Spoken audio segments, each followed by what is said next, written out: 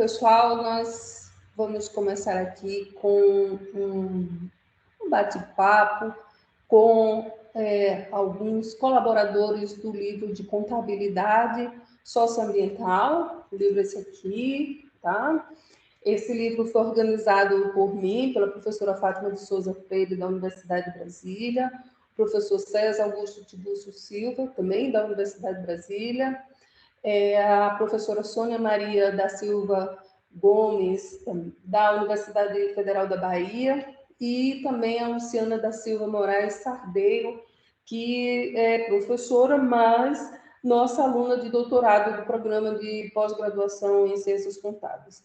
Esse livro foi um livro gerado, né, na disciplina que a gente tem aqui no nosso programa de contabilidade e sustentabilidade, para os alunos de mestrado e doutorado, e nós tivemos aqui a colaboração do Alexandro Barreto Góes, Aurimar Andrade Dias, Josias Santana dos Santos, Lavosiane Rodrigues de Lima, Murtala Alicifu, Ronan Pereira Carpobiango, Sérgio Saraiva Nazareno dos Anjos, nosso anjo aqui, que daqui a pouco vai falar, e a Sônia Maria da Silva Gomes, tá? Então, vocês vão poder ter um conhecimento do que tem dentro desse livro, que foi editado recentemente pela editora Juruá, editora de contabilidade, então ele está bem fresquinho, e a gente vai ter esse lançamento do livro no nosso congresso de contabilidade aqui da Universidade de Brasília, ainda nesse mês de novembro. Bom, tudo bom, Sérgio? Tudo tranquilo? Olá, professora Fátima, tudo bem?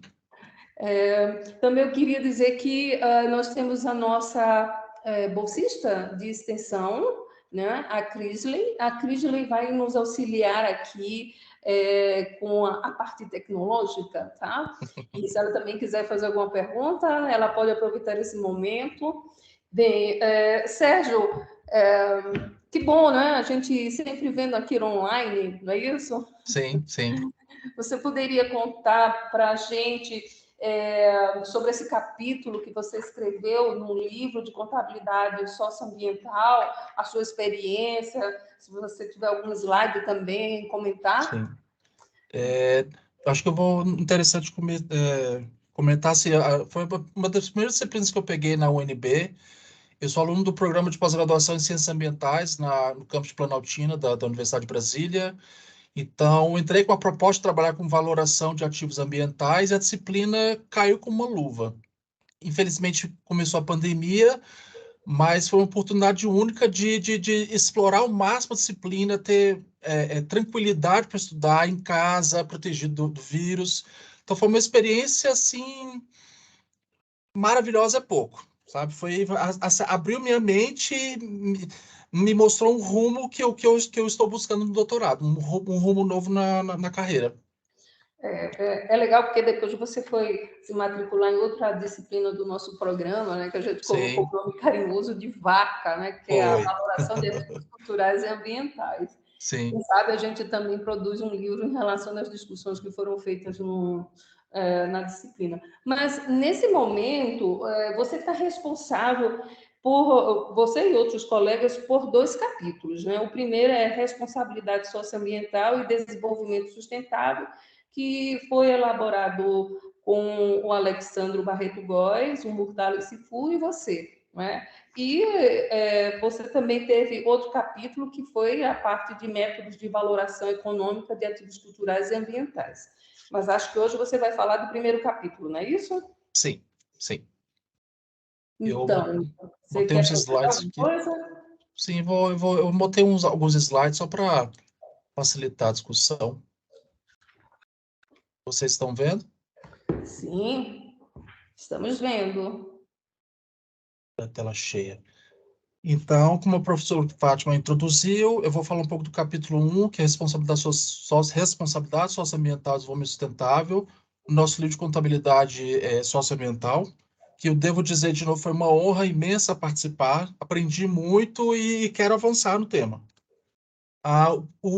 Esse capítulo é o primeiro do livro, ele dá um embasamento teórico, apresenta os conceitos de responsabilidade social, desenvolvimento sustentável, e para, no final, juntar para gerar o conceito de responsabilidade socioambiental, ou seja, juntar o social com o ambiental, um outro foco. Isso também está muito contextualizado no desenvolvimento da consciência ambiental, que está em voga hoje na nossa sociedade, e aumento da competitividade, ou seja, as empresas terem diferenciais para competir nos seus mercados. Então, a leitura do capítulo e do livro pode ajudar o profissional, o dono de uma empresa, ou gestor, o CEO, a elaborar planos de negócios alinhados às questões ambientais e parte contábil também, e ter vantagens competitivas em relação aos seus concorrentes. O livro também, esse capítulo é importante para fazer uma contextualização do tema nas ciências contábeis.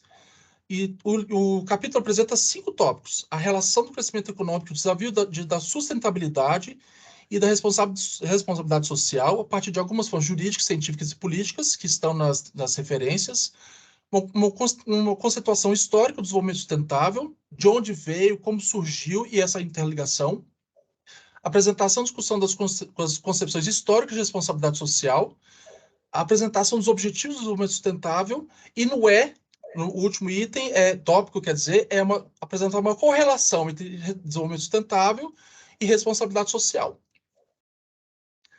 O livro também apresenta referências bibliográficas para apoiar o estudo do nosso leitor, e também que foram as bases teóricas para a construção do trabalho. E no final temos um questionário com 10 questões sobre o conteúdo para assinalar apenas uma alternativa, e tem um gabarito ao final do capítulo. Ou seja, o livro oferece tanto um conteúdo quanto um exercício de autoaprendizagem para avaliar o que você aprendeu. E, obviamente, seguir nos estudos. O livro está disponível no site da editora Juruá, www.juruá.com.br, e muito obrigado pela oportunidade e pela atenção. Oh, que bom, hein, Sérgio? Então, nessa primeira parte, você vai abrindo, digamos assim, o livro com dados sobre responsabilidade social corporativa. Você fala também da Agenda 2030, né, responsabilidade social, desenvolvimento sustentável, contabilidade e competitividade empresarial. Eu acho que esse tema também ele é interessante, não somente para os alunos e profissionais da área da contabilidade, mas eu acho que está em voga em todas as áreas, não é isso? Sim, sim. Inclusive, são temas que, se fizer uma busca em alguns programas de pós-graduação fora de Brasília, você encontra essas cadeiras de valoração, de contabilidade ambiental. São poucas ainda, mas você já encontra. Ou seja, noto que há um aumento da necessidade de fazer pesquisas no tema, desenvolver os conceitos e aplicá-los à sociedade.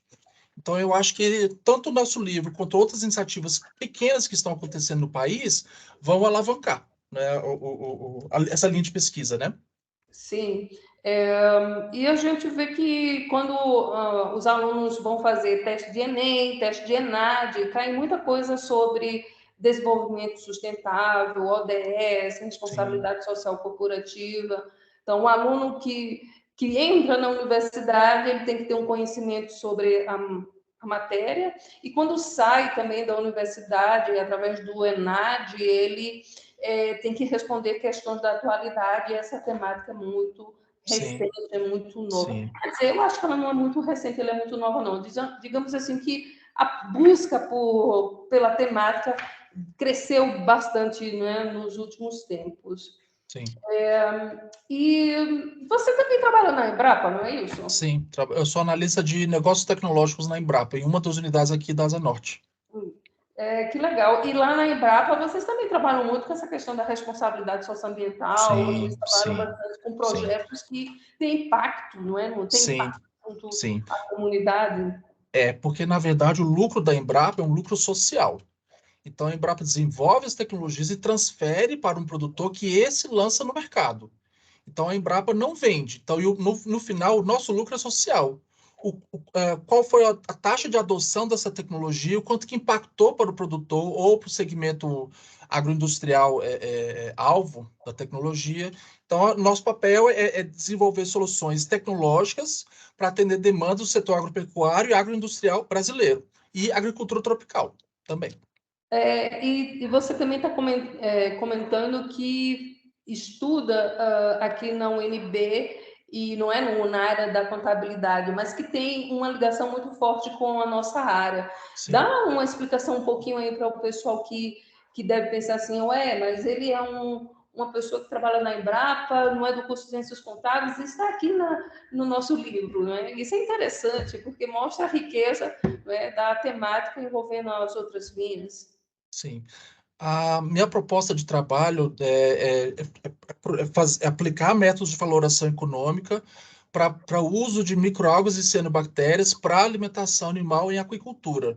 Ou seja, é mostrar, simular formulações de rações, aplicar os métodos de valoração, para no final mostrar o potencial de desenvolvimento tecnológico com microalga e cianobactéria.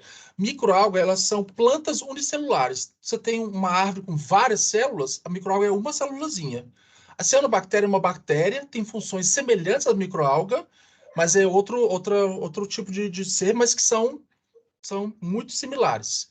Então, a ideia é propor o melhor uso dessas micro-algas cianobactérias e mostrar o seu potencial de mercado futuro. Ou seja, para hoje ele não tem potencial, mas ele vale a pesquisa, vale o investimento para, no final, você obter o seu produto final.